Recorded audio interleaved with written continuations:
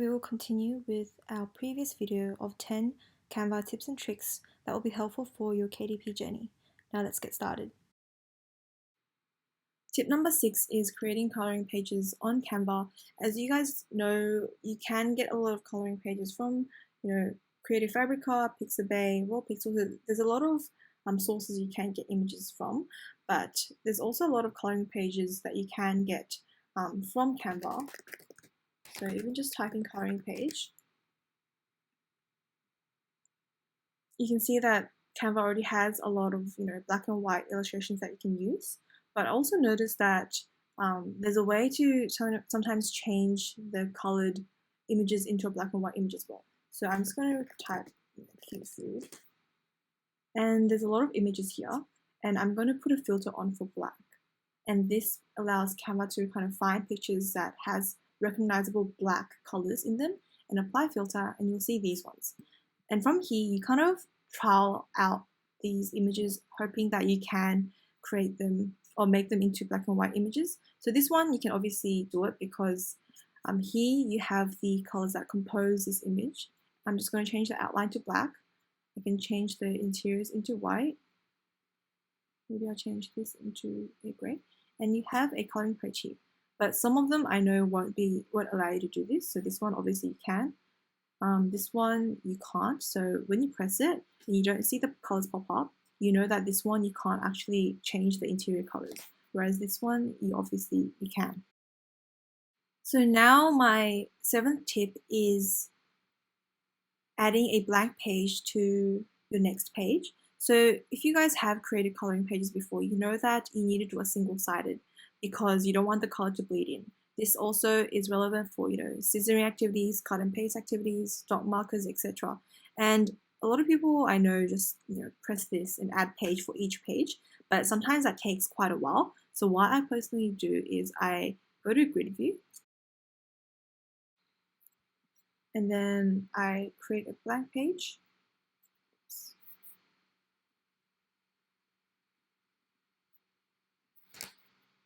I create a blank page, I Control C, and then I go to the next page, Control V.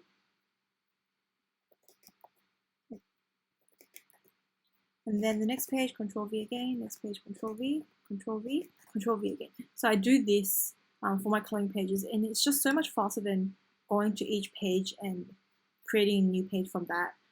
But if you think that takes longer, you don't have to use that method. So my 8th tip is shadow and glow of a picture. So again, if you look at a lot of children's activity books, you can see that they upload some interiors and onto their cover, and they have that shadow around them. And this is really easy to do. If, let's say, I want to create a cover for my grayscale coloring book, I can go back, choose the image, press edit image, press shadows and glow.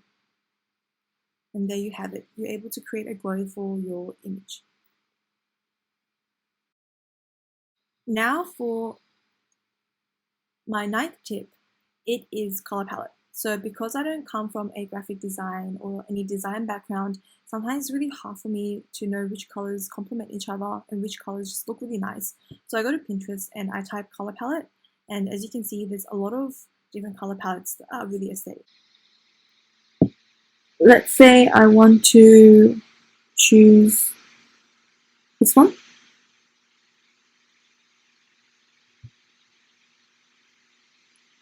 Then I will download image, go back to Canva, drag it through, and now my color palette is on this page, and Canva will automatically recognize these colors.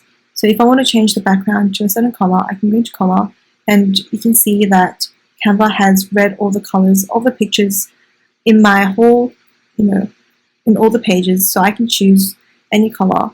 So maybe this brown, this gray, this beige color, which is recognized by this color palette.